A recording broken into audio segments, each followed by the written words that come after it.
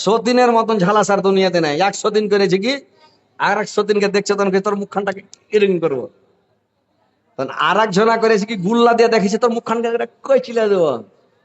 দেখাই না বাংলাদেশ থেকে, মোবাইলে দেখেছে, দেখবেন যে সতীনের কত ঝালাস, সতীনের ঝালাস বরদাস্ত করতে পারে না। 100 দিন করেছে কি একজন, আর থালিতে করেছে কি ছাত্র সেনা খেয়ে এলেছে। তখন আর 100 দিন কইছে মাগি তুই হার থালিতে ছাত্র সেনা খালি, তোর থালিতে আমি গু সেনা খাবো। কত সতীনের ঝালাস, বুঝতে পারছেন? সতীনের মতন ঝালাস আর দুনিয়াতে কিছু নাই। এবার খাদিজা, খাদিজার গুণ যখন ডালি বর্ণনা করে রে ভাই, আয়েশার তখন মানে মন খারাপ।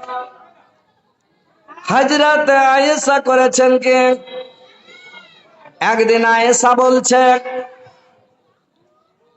আল্লাহর নবীকে বলছেন, নবী গো, যখন আপনার বয়স 25 বছর আর খাদিজার বয়স 40 বছর, আপনি একটা জাইফি বুড়িকে বিয়ে করেছিলেন, আর একটা জাইফি বুড়িকে বিয়ে করার পরে সব সময় খালি খাদিজা খাদিজা, খাদিজার গুণ ভুলতে পারে না।